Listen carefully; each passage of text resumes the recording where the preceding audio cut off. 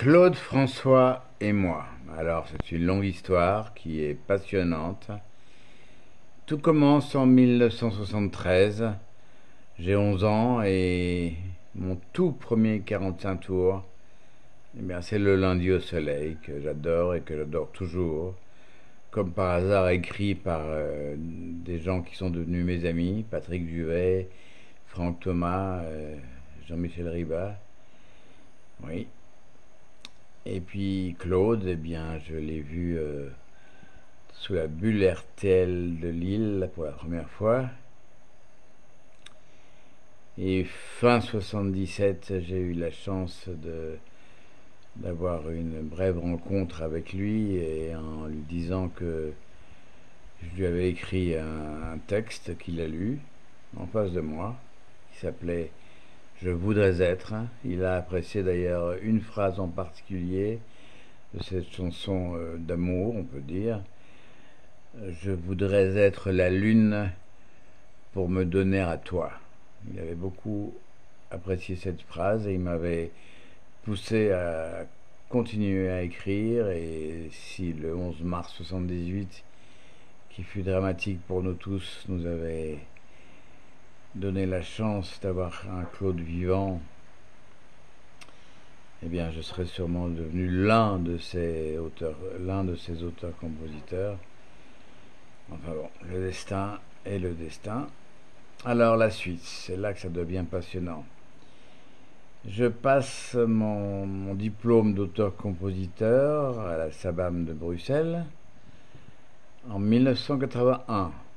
Alors ce que je ne savais pas, évidemment, j'avais même l'album dès 77 des grands succès Sony CBS, où il y a toutes ces chansons de la période que je préfère d'ailleurs, où il y a chansons populaires, le lundi au soleil, toutes ces chansons magnifiques de la période Sony, CBS. Et donc, je ne connaissais pas le début du répertoire de Claude.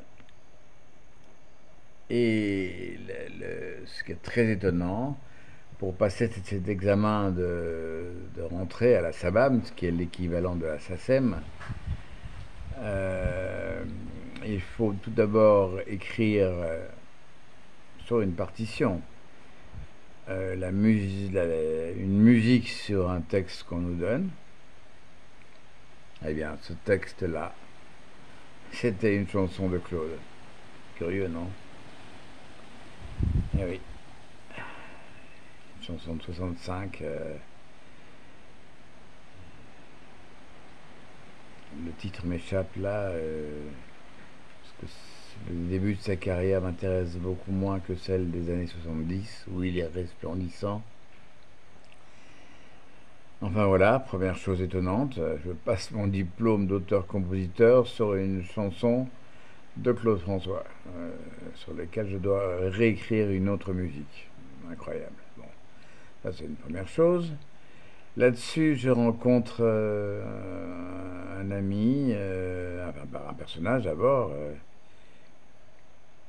tout près dans la banlieue bruxelloise, à Waterloo. Lui-même habite Plancenoit, il est passionné de Claude. Il fait même d'ailleurs une maquette lui-même qu'il enregistre lui-même de C'est dommage, la chanson que Laurent Vergès a interprétée mais écrite par Claude. D'ailleurs, il me fait croire que c'est lui qui l'a écrit, mais c'est un détail, mais c'est une très belle chanson d'ailleurs, que Claude aurait voulu garder pour lui. Il l'a dit lui-même dans un certain Midi Première de 75. Bon, je passe les détails, sinon ça va être trop long. Euh, je voudrais quand même parler du 11 mars 78, ce qui m'a quand même... j'étais dans un magasin de vêtements à Lille, aux côtés de ma maman. La radio annonce tout à coup, vers 3h moins quart, 3h, le décès de Claude. Et maman, qui n'a jamais spécialement été une fan de Claude, se met à pleurer. Elle a les larmes aux yeux. Alors là, ça m'a toujours troublé, cette histoire. La suite, vous comprendrez pourquoi la suite de mes propos. Donc là, nous sommes en 80, maintenant 83. Mon meilleur ami qui me fait d'ailleurs chanter un peu partout en Belgique, il devient plus ou moins mon manager. Il me fait chanter en première partie de Claude Barzotti, qui vient de disparaître aussi, le pauvre Claude, encore un Claude. Décidément, d'ailleurs, j'ai beaucoup aimé beaucoup de Claude. Il y a eu C. Jérôme, son vrai nom c'est Claude, j'adorais C. Jérôme, que j'ai eu la chance de connaître 2 ans avant sa mort. Et j'ai de très bons souvenirs avec lui. Et il me parle d'ailleurs de Claude François dans l'interview que nous avons fait à l'Olympia, puisqu'il fait partie de la tournée 69 aux côtés de Claude François. Donc il connaissait très bien Claude. Claude connaissait Claude, voilà. Bon, alors allons un peu plus vite, parce que sinon ça va durer longtemps et ça va dépasser les 15 minutes qui me sont imparties pour YouTube. Là, je suis à 6 minutes. Alors, passons. Nous sommes donc... bon, le temps passe. Les années 80, je ne peux pas dire que je sois vraiment... je passe surtout mon temps à écrire des chansons, des dizaines et des dizaines de chansons, curieusement assez tristes et romantiques. Je vous passe mon premier disque en 83, Season for Loving. Je vous passe mon second disque en 88-89 à Paris. Et puis des producteurs qui le sont, mais qui n'ont pas la veine des vrais grands producteurs qui devraient avant tout être des protecteurs avant d'être des producteurs. Donc je passe là-dessus et nous sommes donc à Paris maintenant donc. Et là,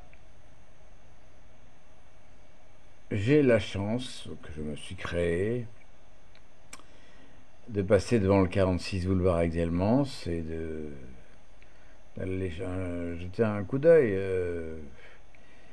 Non, juste avant, en fait, il y a les 20 ans de la disparition de Claude. Ça doit être donc en 98. Hein. Et j'étais en train de dîner chez j'ai oublié son nom, celle qui a un restaurant un peu exotique et on fait une très belle fête, soirée là-bas, en sachant que toutes les Claudettes et moi-même doivent se rejoindre dans une soirée privée, ultra privée, sur les Champs-Élysées, avec toute la famille de Claude. Et bon, je rencontre Claude Junior évidemment, et puis surtout Marc, qui est mon préféré. Et puis le champagne est au beau, je vous passe les détails de cette soirée qui m'éblouissait parce que j'étais arrivé grâce aux Claudettes dans cette soirée ultra privée où le champagne coulait à flot.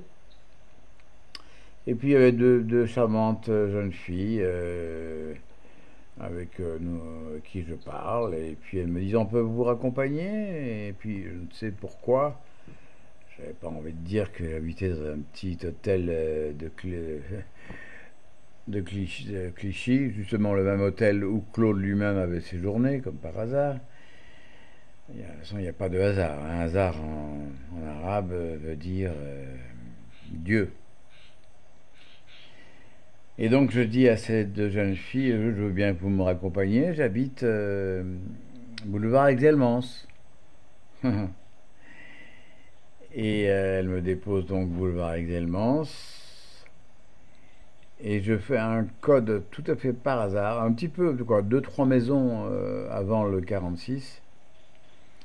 Je fais un code tout à fait par hasard, et là, la porte s'ouvre, alors qu'elles étaient encore dans la voiture, en train de me regarder rentrer dans mon soi-disant appartement du boulevard Aix-Delmans. La porte s'ouvre et me voilà à dormir dans un petit recoin de cet immeuble, tout à côté du boulevard de l'appartement de Claude.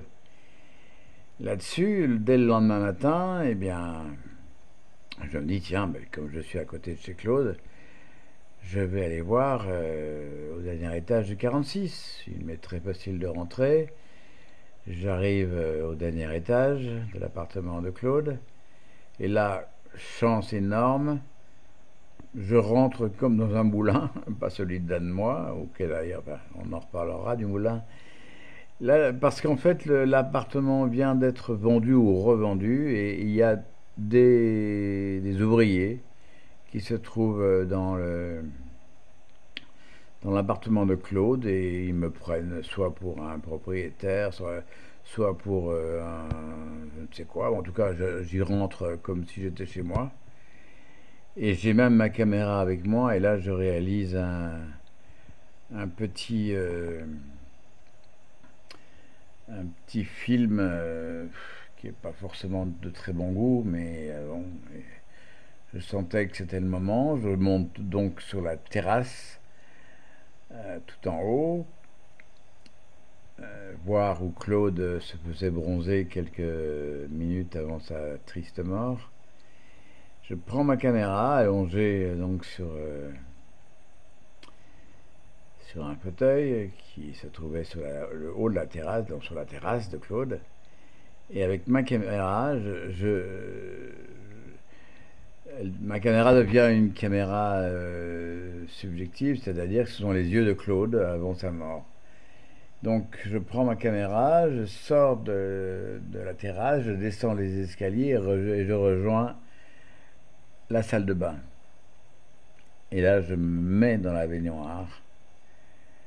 Et je me suis couché dans la baignoire où Claude est mort.